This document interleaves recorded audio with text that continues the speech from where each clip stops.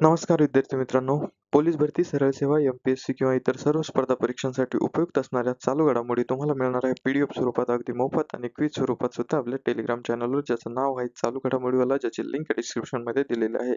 जर तुम्ही अद्यापपर्यंत आपलं चालू घडामोडीवाला हे टेलिग्राम चॅनल जॉईन केलं नसेल तर लिंकवर क्लिक करून जॉईन करून घ्या आणि आपल्या इंस्टाग्राम अकाउंटलाही फॉलो करा. आणि जर तुम्ही अद्याप आपल्या यूट्यूब चॅनलला फॉलो केलं नसेल तर फॉलो करा. सुरुवात करूया आजच्या व्हिडिओला. आज दिनांक 16 ऑक्टोबर 2025.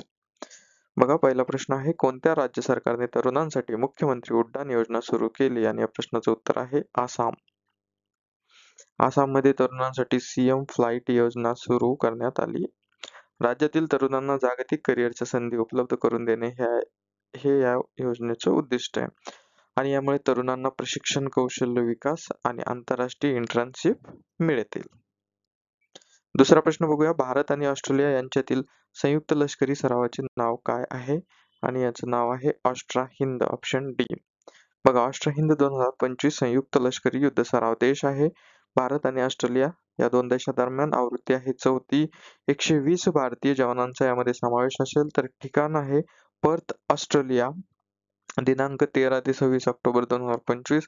आणि याची सुरुवात 2022 मध्ये झाली. पहिल्यांदा राजस्थानमध्ये झालं. भारत आणि ऑस्ट्रेलियामध्ये आलटून पालटून हा युद्ध सराव होतो, हे लक्षात ठेवायचं. आता युद्ध सरावाचा प्रश्न आला तर प्रमुख देश आणि भारत यांच्या संदर्भात आपसात होणाऱ्या युद्ध सरावाचं नाव याच्यावर एक नजर टाकू. बघा, भारत ऑस्ट्रेलिया युद्ध सरावाचं नाव आहे अर्थातच ऑस्ट्रा हिंद. भारत बांगलादेश युद्ध सराव आहे संप्रीती, बंगोसागर आणि कॉर्पेट. भारत इजिप्तचं युद्ध सरावाचे नाव आहे सायक्लॉन 2 आणि हॉपेक्स. भारत फ्रान्सच्या युद्ध सरावाचं नाव आहे वरुण, गरुडा, फ्रिंजेक्स आणि शक्ती. भारत इंडोनेशिया युद्ध सराव गरुड शक्ती. भारत जपान युद्ध सराव जिमेक्स, धर्मा गार्डियन, सहयोग, कायजिन. भारत कझाकिस्तान युद्ध सराव काझिंद. किर्गिस्तान भारत युद्ध सराव खंजर. भारत मलेशिया युद्ध सराव हरिमाऊ शक्ती, उदार शक्ती. भारत मालदीव एक्सरसाइज दोस्ती, Ekuverin. Bharat Mongolia nomadic elephant. तर भारत नेपाळच्या युद्ध सरावाचं नाव आहे सूर्यकिरण. भारत ओमानच्या युद्ध सरावाचं नाव आहे नसीम अल बहर आणि अल नजाह 5. भारत रशियाच्या युद्ध सरावाचं नाव आहे भारत सिंगापूरच्या युद्ध सरावाचं नाव आहे सिम्बेक्स आणि कुरुक्षेत्र.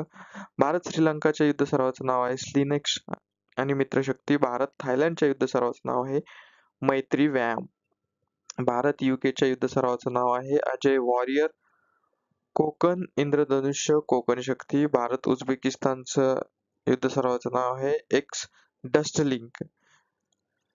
भारत अमेरिका युद्ध सराव आहे Vajraprahar, Yudhabhyas, Tarkash exercise, Sea Defenders, Sea Dragon exercise, Tiger Triumph आणि संगम. आणि भारत व्हिएतनामच्या युद्ध सरावाचं नाव आहे विनबॅक्स. ठीक आहे, तर हे लक्षात ठेवायचं. याच्यावर एक प्रश्न विचारला जातो. तिसरा प्रश्न बघूया, प्रश्न क्रमांक 3. पॅसिफिक महासागरात जगातील पहिली थेट पाण्याखालील मुलाखत कोणी घेतली? आणि या प्रश्नाचं उत्तर आहे सुरंगेल फिप्स. ठीक आहे, हे एका देशाचे राष्ट्राध्यक्ष आहे. याच्याबद्दल आपण उद्याच्या व्हिडिओत माहिती बघू. प्रश्न क्रमांक 4 बघा, संयुक्त राष्ट्रांच्या लष्करी भागीदार राष्ट्रांच्या प्रमुखांची परिषद कुठे होणार आहे? आणि ही होणार आहे भारतात, दिल्ली या ठिकाणी. ठीक आहे, हे लक्षात ठेवा. प्रश्न क्रमांक 5. हुरून इंडिया अंडर 35 यादी 2025 मध्ये देशातील सर्वात तरुण उद्योजक म्हणून कोणाची निवड झाली? आणि याचं प्रश्नाचं उत्तर आहे हार्दिक कोठिया. ठीक आहे, हा खूप अहवाल आणि निर्देशांक मधला महत्वाचा अहवाल आहे हुरून इंडिया. प्रश्न क्रमांक 6. भारताचे अंटार्क्टिकामधील चौथे संशोधन केंद्र कोणते? आणि या प्रश्नाचं उत्तर आहे मैत्री 2. बघा, मैत्री 2 भारताचे अंटार्क्टिकामधील चौथे संशोधन केंद्र. भारताचे अंटार्क्टिकामधील चौथे संशोधन केंद्र, त्याचं नाव आहे मैत्री 2. वित्त मंत्रालयाने 4 ऑक्टोबर 2025 रोजी या प्रकल्पाला तत्वतः मान्यता दिली. स्थान आहे पूर्व अंटार्क्टिका. पूर्ण होणार जानेवारी 2029 मध्ये. ठीक आहे, आणि अंदाजित खर्च आहे सुमारे 2000 कोटी 7 वर्षामध्ये. मैत्री 2 हे एक ग्रीन रिसर्च स्टेशन असणार आहे. सौर ऊर्जा, पवन ऊर्जावरती चालणार आहे. आणि पहिल्या 3 संशोधन केंद्राची नावं काय आहे? तर एक आहे दक्षिण गंगोत्री, जे 1983 ते 1990 या दरम्यान सुरू करण्यात आलं. दुसरं आहे मैत्री, जे 1989 मध्ये सुरू करण्यात आलं. तिसरं आहे भारती, जे 2012 मध्ये सुरू करण्यात आलं. आणि आता चौथं आहे मैत्री 2, जे 2025 मध्ये ज्याला तत्वता मान्यता मिळाली, आणि हे पूर्ण होणार आहे जानेवारी 2029 मध्ये. ठीक आहे, हे लक्षात ठेवा. पुढचा प्रश्न बघूया. प्रश्न क्रमांक 7. ट्रिपल एलिमिनेशन साध्य करणारा जगातील पहिला देश कोणता बनला आहे? ठीक आहे, हा खूप महत्वाचा प्रश्न आहे. तर हा बनलाय मालदीव. ठीक आहे, तर ही खूप महत्वाची गोष्ट आहे. ट्रिपल एलिमिनेशन काय आहे आणि जगातील पहिला आहे, या कॅटेगरीतला प्रश्न आहे बघा. मालदीव ट्रिपल एलिमिनेशन साध्य करणारा जगातील पहिला देश बनला आहे. घोषणा कोणी केली? WHO, world health organisation. तर काय आहे ट्रिपल एलिमिनेशन? म्हणजे 3 रोग आहे आईकडून बाळाला होणारे: HIV, सिफिसिल, हेपॅटायटिस बी. तर या संक्रमणाचे तिहेरी निर्मूलन करणारा मालदीव हा जगातील पहिला देश बनला आहे. WHO. हा, तर अनुवांशिकरित्या आईकडून मुलाला हे 3 आजार होत होते, पण आता हे आजार जर आईला असतील तर मुलाला होणार नाही. ठीक आहे, त्याच्यामुळे ट्रिपल एलिमिनेशनचं निर्मूलन करणारा हा पहिला देश ठरला आहे जगातला. त्यामुळे ही खूप महत्वाची गोष्ट आहे. आणि WHO चे महासंचालक हे पण लक्षात ठेवा, डॉक्टर टेड्रोस अधानोम घेब्रेयेसस. ठीक आहे, चला पुढचा प्रश्न बघूया. प्रश्न क्रमांक 8. इस्रायलचे पंतप्रधान बेंजामिन नेतान्याहू यांनी अमेरिकेचे राष्ट्राध्यक्ष डोनाल्ड ट्रम्प यांना कोणत्या पुरस्कारासाठी नामांकित केले आहे? आणि या प्रश्नाचं उत्तर आहे इस्रायल अवॉर्ड, इस्रायल पुरस्कार, ऑप्शन ए. ठीक आहे. प्रश्न क्रमांक 9. कोणता देश आंतरराष्ट्रीय निसर्ग संवर्धन संघ म्हणजे IUCN चा सर्वात नवीन सदस्य बनला आहे? आणि या प्रश्नाचं उत्तर आहे ऑप्शन डी, आर्मेनिया. ठीक आहे, हे लक्षात ठेवायचं. प्रश्न क्रमांक 10. जगभरातील स्वच्छ आणि पर्यावरणपूरक समुद्र किनाऱ्यांना ब्ल्यू फ्लॅग प्रमाणपत्र देणारी FEE ही संस्था कोणत्या देशातील आहे? तर ही संस्था आहे डेन्मार्क या देशातील, ऑप्शन सी. आता हे ब्ल्यू फ्लॅग प्रमाणपत्र खूप महत्वाचे आहे. भारतात किती आहे? तर 13 आहेत. ठीक आहे, अलीकडच्या काळातले. तर ते कोणते, आपण त्याच्यावर एक नजर टाकू. बघा, बीच म्हणजे समुद्र किनारे, आणि स्थान म्हणजे त्याचं ठिकाण, कोणत्या ठिकाणी. बघा, Shivrajpur beach, Dwarka Gujarat; golden beach, Puri Odisha; Ghoghla beach, Diu; Kasarkod beach, Karnataka; Padubidri beach, Udupi Karnataka; Chal beach, Kannur Kerala; Rushikonda beach, Visakhapatnam Andhra Pradesh; Eden beach, Puducherry; Radhanagar beach, Havelock Andaman Nicobar; Kappad beach, Kozhikode Kerala; Kovalam beach, Chennai Tamil Nadu; Minicoy Thundi Lakshadweep; आणि कदमत बीच, लक्षद्वीप. ठीक आहे, तर हे लक्षात ठेवायचं. हे आहेत भारतातील अलीकडच्या काळात ब्ल्यू फ्लॅग मिळालेले, मानांकन मिळालेले समुद्र किनारे, जे एकदम स्वच्छ किनारे म्हणून त्यांनी निवडलेले आहे. प्रश्न क्रमांक 11 बघा. सर्व सोयी सुविधा असलेले जागतिक दर्जाचे कन्व्हेन्शन सेंटर भारतातील कोणत्या शहरात उभारण्यात येणार आहे? तर हे नागपूर या ठिकाणी, ऑप्शन सी. प्रश्न क्रमांक 12. ठीक आहे, हे लेटेस्ट घडामोड आहे. कालच गोंदिया जिल्ह्याच्या पालकमंत्री पदावरून नुकताच कुणी राजीनामा दिला? तर हा दिला ऑप्शन ए, बाबासाहेब पाटील. हे बाबासाहेब पाटील देवेंद्र फडणवीस सरकारमध्ये सहकार मंत्री आहे, म्हणजे महाराष्ट्र राज्याचे सहकार मंत्री आहे. हे मूळतः लातूरच्या अहमदपूरचे आमदार आहेत, किंवा लातूर जिल्ह्यातले आमदार आहे. एक्झॅक्ट अहमदपूरच आहे का ते चेक करावं लागेल. पण गोंदियाचं पालकमंत्रीपद, आणि यांनी राजीनामा देण्याचं कारण यांच्या तब्येतीचं सांगितलं जातं. पण आता इंद्रनील नाईक हे तिथले पालकमंत्री बनलेले आहे. ठीक आहे, त्याच्याबद्दल आपण पुढच्या व्हिडिओत सविस्तर बघूच. प्रश्न क्रमांक 13. दिल्ली विधानसभेच्या पहिल्या महिला विरोधी पक्षनेता कोण ठरल्या? आणि याचं उत्तर आहे ऑप्शन ए, आतिशी मार्लेना.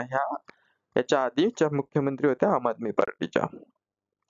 आणि प्रश्न क्रमांक 14 बघा, संस्कृती का 5वा अध्याय हे पुस्तक कोणी लिहिले? आणि हे पुस्तक लिहिलंय पंतप्रधान नरेंद्र मोदी, ऑप्शन ए. बघा, आता हे बेसिकली जरी त्यांनी लिहिलं नसलं तर ते नेमकं काय ते एकदा त्याच्यावर नजर टाका. बघा, संस्कृती का 5वा अध्याय हे पुस्तक पंतप्रधान नरेंद्र मोदी यांच्या भाषणांचे संकलन आहे, ज्याचं संपादन डॉक्टर प्रभात ओझा यांनी केलं. हे पुस्तक 18 एप्रिल 2025 रोजी नवी दिल्लीमध्ये प्रकाशित करण्यात आलं. लेखन आणि संकलन कोणी केलं? डॉक्टर प्रभात ओझा. आणि तारीख काय आहे प्रकाशनाची? 18 एप्रिल 2025. तर या दोन गोष्टी लक्षात ठेवायच्या. आणि विषय काय आहे पुस्तकाचा? पंतप्रधान नरेंद्र मोदी यांनी भारतीय संस्कृती, परंपरा आणि आध्यात्मिक मूल्यांवर दिलेली भाषणं आणि विचार यांचा याच्यामध्ये संग्रह आहे. ठीक आहे. आता पुस्तक आणि लेखक याचा विषय आला तर आपण एक नजर टाकून घेऊया महत्वाचे लेखक आणि त्यांच्या पुस्तकावर. बघा, अमिताभ कांत यांचं पुस्तक आहे how India scaled Mount G20 the inside story of the G20 presidency. Draupadi Murmu यांचं पुस्तक आहे wings to our hopes. M.K. Ranjit Singh यांचं पुस्तक आहे mountain mammals of the world. Ramachandra Guha यांचं पुस्तक आहे speaking with nature the origin of Indian environmentalism. Najma Heptulla यांचं पुस्तक आहे in pursuit of democracy beyond party line. Sharmistha Mukherjee यांचं पुस्तक आहे Pranab my father a daughter remembers. Amit Shah यांचं पुस्तक आहे the emergency diaries. Kulbhushan Kumar यांचं पुस्तक आहे hearts and heroes lives that shape us. परराष्ट्र मंत्री एस जयशंकर यांचं पुस्तक आहे व्हाय भारत मॅटर्स. गीतिका लीडर यांचं पुस्तक आहे I am a soldier's wife. Ram Madhav यांचं पुस्तक आहे the new world 21st century global order and India. Doctor Dinesh Shah यांचं पुस्तक आहे दलाई लामाच secret to happiness. Satish Dua यांचं पुस्तक आहे bravest of the brave. Meenakshi Ahmed यांचं पुस्तक आहे Indian genius the meteoric rise of Indians in America. Abhijit Banerjee यांचं पुस्तक आहे chalk on food economics and society. Amitabh Kumar यांचं पुस्तक आहे my beloved life. Ram K Ranjit Singh यांचं पुस्तक आहे mountain mammals of the world. Amitav Ghosh यांचं पुस्तक आहे smoke and ashes. Arup Kumar Dutta यांचं पुस्तक आहे आसाम ब्रेव हार्ट्स. लचित बर्फ्युकन. श्रीराम बालसुब्रमण्यम यांचं पुस्तक आहे धर्मॉनॉमिक्स. रणजित प्रताप यांचं पुस्तक आहे as the fields turns. Prem Prakash यांचं पुस्तक आहे हिस्ट्री दॅट इंडिया इग्नोर्ड. ठीक आहे. तर हे काही महत्वाचे पुस्तकं लक्षात ठेवा. आणि 15वा प्रश्न, जागतिक अन्न दिन कधी साजरा केला जातो? तर या प्रश्नाचं उत्तर आहे 16 ऑक्टोबर, म्हणजे आजच्या दिवशी. 3 प्रश्न आपण मुद्दाम शेवटी घेतला. ठीक आहे. तर बघा, जागतिक अन्न दिवस 1945 मध्ये संयुक्त राष्ट्राच्या अन्न आणि कृषी संघटनेच्या स्थापनेच्या तारखेच्या स्मरणार्थ दरवर्षी 16 ऑक्टोबर रोजी जगभरात साजरा केला जाणारा आंतरराष्ट्रीय दिवस आहे. ठीक आहे. जागतिक अन्न दिवस 16 ऑक्टोबर आजचा दिवस आहे. तर तुम्हाला जागतिक अन्न दिवसाच्या मनपूर्वक शुभेच्छा. आणि जर तुम्ही अद्यापपर्यंत आपल्या चॅनलला सबस्क्राईब केलं नसेल तर सबस्क्राईब करा, व्हिडिओला जास्तीत जास्त शेअर करा, मोफत पीडीएफ मिळवा, क्विज सोडवा आणि आपली कुठलीही स्पर्धा परीक्षा अगदी सोपी बनवा चालू घडामोडीवाला सोबत. तुम्हाला नवनवीन गोष्टी आम्ही दरवेळी घेऊन येत असतो. व्हिडिओ शेवटपर्यंत बघितल्याबद्दल मनपूर्वक धन्यवाद. भेटूया उद्याच्या व्हिडिओत. Thank you so much.